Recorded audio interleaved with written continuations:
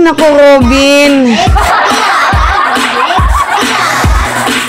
Ay, ganap. Tulungan niyo ako.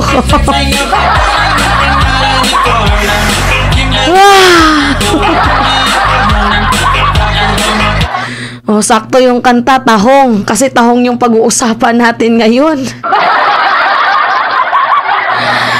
Ay, naku, Robin. Pati ba naman yung kalibugan mo, dadalhin mo dyan sa Senado? Ay, nakakatakot si Robin. Naku, Mariel, buti nakakatiis ka. Ay, hindi pa nga natatapos yung issue sa NEDA. Biglang pumasok sa eksena si Robin. Ay, naku, Diyos ko po. Ay, for the context, mga minamahal, ganito kasi yon. Di ba si Robin Padilla, yung chairperson ng Senate Committee on Public Information and Mass Media. Kasi siya po yung mayroon pong isang case na parang naabuso. Si Sandro Mulak ba yun, if I'm not mistaken?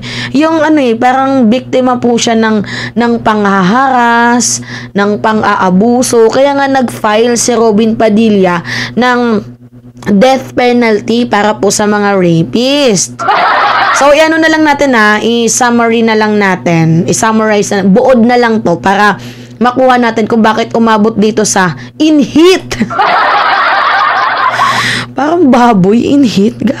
Diyos ko pa. Hoy, mga lalaki, mag-comment kayo dyan, mga lolo, mga tatay. Ganun ba yung ginagawa nyo sa asawa nyo? Namimilit kayo pag hindi kayo pinagbibigyan? Kasi pag hindi kayo pinagbigyan, may posibilidad daw naman lalaki. Ay, mambabae. Diyos me. Ay, nako, si Robin Padilla talaga. O ngayon, sige. O, sinampal po si Robin Padilla dito. O, kapag nasa peak ka daw ng kalibugan mo, ang sabi ni Attorney Lorna Kapunan, magdasal ka. Oy, Robin, magdasal ka. Grabe tong si Robin. Ito kasi yon. Sabi dito ni Robin Padilla, di mo maiaalis sa mag-asawa ang paniniwala, lalo kami. Ako, meron kang sexual right sa asawa mo. Tama ba yun, mga minamahal? Meron kang sexual right sa asawa mo, even ayaw niya? Uy, Robin, saan mo nakuha yan? Ibig sabihin, kahit ayaw ni Mariel, ginujombag mo pa din? Binibira mo pa din kahit ayaw? Paano yan pag mayroong red tide? Naku, kawawa naman yung perlas ng sinilangan ni Mariel. Kahit may red tide, tapos nasa peak ka ng kainitan mo, talagang ipapasok mo yung pagmamahal mo. Ay, hindi ko to dapat tinatopic, pero tangina, nanggigigil ako, mga minamahal. Siyempre, itataas ko yung bandera ng mga kababaihan. Hindi to pwede. Diba? Hindi to pwede yung mamimilit ka. Punyeta. So, halimbawa, hindi mo naman pinipili kung kailan yung in-hit. In-hit, mga minamahal. Diba terms yun sa mga hayop? Bakit? Si Mariel, hayop ba yun? Na kunyari in-hit ka? Ay, bigla mo na lang papasukan ng estrangheya mo kahit ang kanyang pagmamahal ay umaawas ng dugo? Grabe naman, kawawa yung perlas ng sinilangan ni Mariel kung ganun. Mariel, raise your hand kung kailangan mo ng tulong. Kawawa naman pala si Mariel. So, sabi dito, paano yun pag ayaw ng asawa mo? So, wala pong ibang paraan talaga para maano yung lalaki? O, masatisfied daw yung lalaki, wala bang ibang paraan? So, paano yun? Mambabae ka na lang ba? Di kaso na naman yun. Wala ka sa mood. Paano ako nasa mood? Diba? Paano kung yung babae wala sa mood, tapos yung lalaki nasa mood? So, paano daw si Robin Padilla? Ay, naku, Diyos ko, mga minamahal. Hindi ko kaya. Uy, nakakatakot maging asawa si Robin. Diyos ko naman. Uy, mga tatang. Uy, ano lang ha. Syempre, views nyo yan. May views din ako. Tama ba? Kapag ayaw ni Mrs., pipilitin yung makipag-churbabels? Oh, what if may red tide si Mrs., masakit yung tiyan ni Mrs., tapos nasa peak kayo ng kainitan?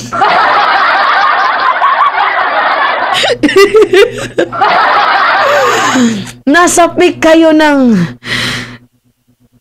kalibugan. Diba? Mga kadiri, Diyos ko. Di ba, kunyari mga minamahal, tama, maging open-minded tayo. Kunyari, yung lalaki nasa mood. Tapos si babae wala sa mood. So, ang gagawin nyo, pipilitin nyo. Kasi sabi ni Robin Padilla, meron daw pong sexual rights. Alam ko yung mga viewers natin hindi ganun. Kung hindi ganito yung pag-iisip nyo, buti naman. Buti hindi kayo katulad ni Robin Padilla.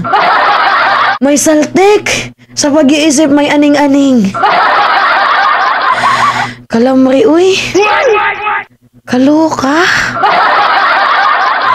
Okay, sabi pa dito. Sasang-ayon naman sa akin ang taong bayan. Ako, ang lakas po ng amas ni Robin. Ang lakas ng tawag dito ng feelings niya, yung guts niya. Sasang-ayon daw sa kanyang taong bayan.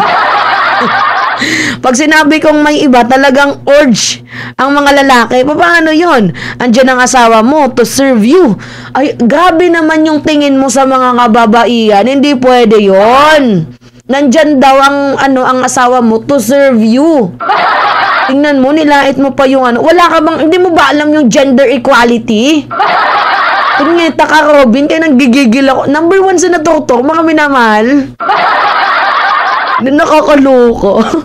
Ay, talagang matatanggal yung matres ko dito.